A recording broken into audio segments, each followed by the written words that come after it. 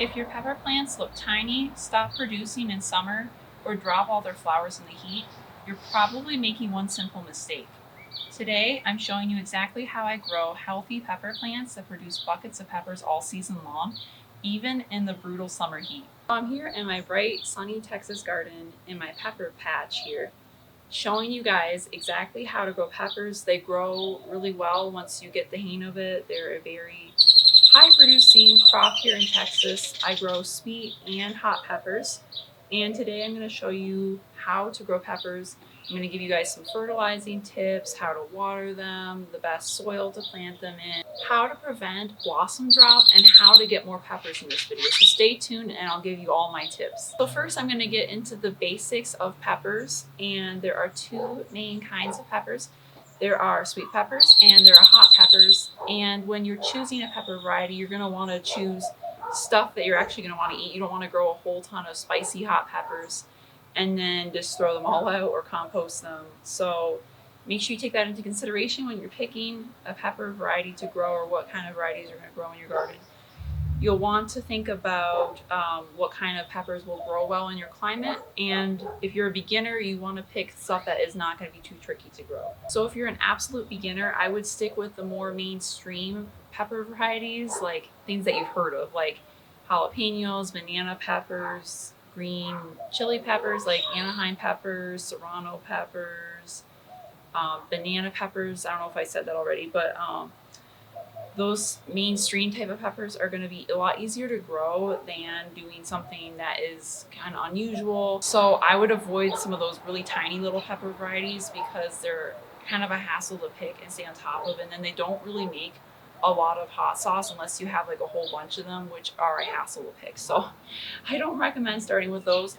I also recommend being wary of bell peppers.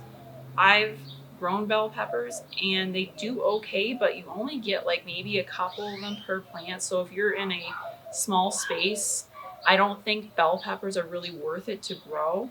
They also tend to be a little more finicky, and they tend to be more prone to things like the blossom and rot. If you live in a hot climate like me, the bell peppers do tend to struggle a little bit more, whereas the hot peppers tend to do better. So I love to grow hot peppers. I love spicy food, and I like to use my peppers to make things like hot sauce, like chili powder. I have a fermented hot sauce recipe if you're interested. I'll have that link down below in the description if you want to check that out. I even done a whole video on it as well. So one of the biggest mistakes people make when they're growing peppers is planting peppers too early. Peppers love heat. So if you plant them in cold soil, you plant them like first thing in the spring, they're going to struggle. It might even stunt your peppers a little bit. So be careful when you're planting peppers. You want to wait until temperatures are at least about 50 degrees overnight.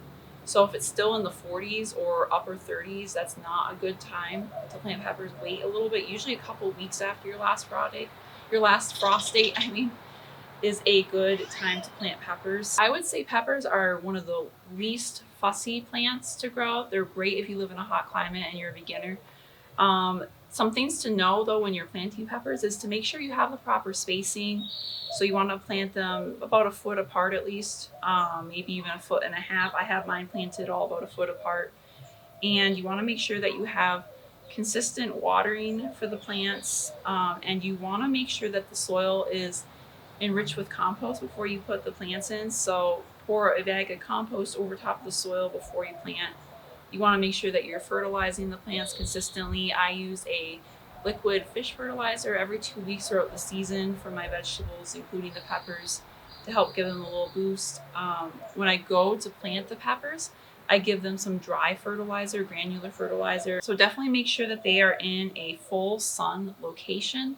You want to avoid adding too much nitrogen to the plants because then you're going to get a lot of leafy growth and you're not going to get a lot of peppers.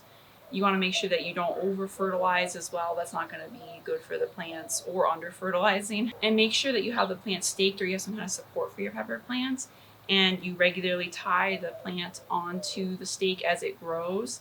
And you want to make sure that you harvest the peppers often to encourage maximum production. If you see blossom drop, that's really common, especially in the middle of the summer. That can be due to extreme heat. It's usually temporary, so don't freak out if you see your production go down in the middle of the summer.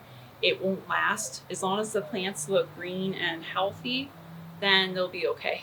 If the plant does have any kind of yellowing leaves, or it has like white spots on the leaves, the white spots could be sunburn.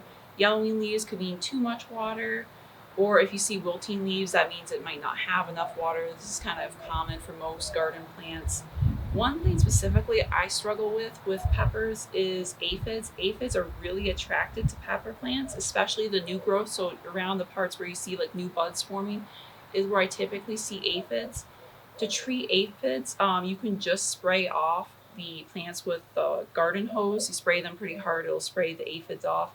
You can also get ladybugs, and those will eat the aphids. And then another way to treat the aphids, if those other methods don't work, is to use neem oil. And if you are going to use neem oil, you'll want to spray the plants at night when the sun's not out and when the bees are not out. And that will help reduce your aphid problem. So don't get too alarmed if you see a little bit of aphids. A larger infestation you need to treat though. So if you've struggled to grow peppers before, don't give up. Once you understand what peppers actually want, they're actually one of the easiest and most productive crops you can ever grow. And I'd love to hear from you guys. Comment below with your favorite pepper variety. I'll have some more resources linked for you guys in the description box. And I'll have my garden book series linked in the description box below as well. So please check that out. I have a lot of tips for hot climate gardening, close space gardening, and cottage style vegetable gardening. So check out my Amazon book series. And please be sure to like, share, and subscribe to my channel. And I'll see you guys in the next one.